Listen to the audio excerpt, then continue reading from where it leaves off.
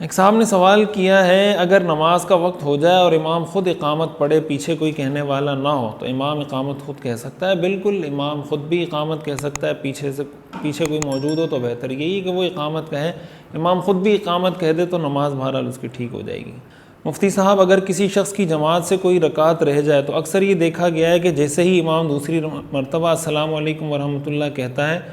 تو لوگ صرف السلام کی آواز پر اپنی رکعت پوری کرنے کے لیے اٹھ کھڑے ہوتے ہیں۔ کیا یہ طریقہ صحیح ہے یا پوری السلام علیکم ورحمۃ اللہ سننے کے بعد اپنی بقایا رکعت کے لیے اٹھنا چاہیے؟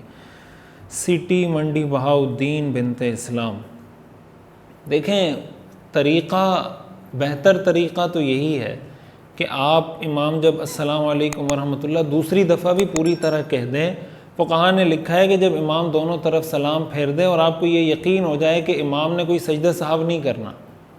جب یہ یقین ہو جائے تب آپ کھڑے ہوں، اور ظاہر ہے کہ یہ یقین آپ کو اسی وقت ہوگا جب دوسری طرف وہ سلام پھیر دیتا ہے۔ دوسری طرف سلام پھیرنے کے بعد تو آپ کے ذہن میں یہ آئے گا کہ سلام جب پہلا پھیر دیا تو دوسرے سلام کا جب اس نے آغاز کیا السلام، تو اس سے پتہ چل گیا کہ سجدہ سہو اس نے نہیں کرنا۔ بعض اوقات امام سجدہ سہو اس کو یاد آتا ہے دوسرا سلام پھیرنے کے بعد،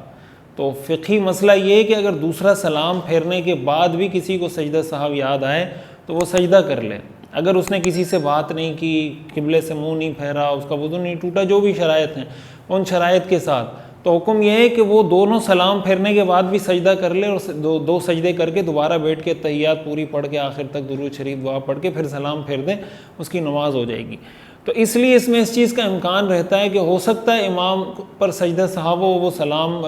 بعد میں اس کو سجدہ سہو کرنا پڑے، تو بہتر طریقہ تو یہی ہے۔ لیکن جہاں تک جواز کی بات ہے تو اگر امام جب پہلا سلام کرتا ہے السلام علیکم تو اس سے اس کی نماز ختم ہو جاتی ہے، تو کھڑا ہونا تو بہرحال مقتدی کے لیے جائز تو ہے، لیکن بہتر طریقہ یہی کہ دونوں سلام مکمل ہونے کے بعد کھڑے ہوں۔ ایک صاحب نے سوال کیا، میں اپنا نام فویز سے ہٹا کر لقمان رکھ سکتا ہوں؟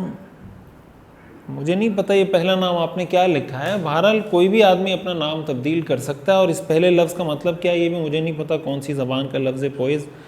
یا ہو سکتا ہے آپ نے کچھ اور لکھا ہو، یہاں کچھ اور آ گیا ہو۔ تو لقمان تو بالکل بہترین نام ہے، قرآنی نام ہے، اور لقمان حکیم ان کا ذکر قرآن کریم میں پوری ایک سورت سورہ لقمان اس نام سے موجود ہے، تو اس لیے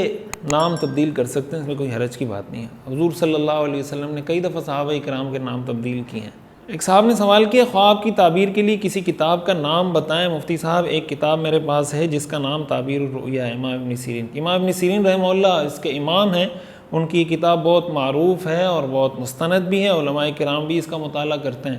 تو آپ بھی اس کو دیکھ سکتے ہیں۔ لیکن خوابوں کی تعبیر میں بہت ساری چیزوں کا عمل دخل ہوتا ہے، یعنی ایک ہی خواب اگر ایک شخص دیکھے اس کی تعبیر کچھ ہوتی ہے، وہی سیم خواب کوئی اور شخص دیکھے اس کی تعبیر کچھ اور ہوتی ہے، تو اس لیے یہ پورا ایک فن ہے، پوری ایک سائنس اور پورا ایک علم ہے،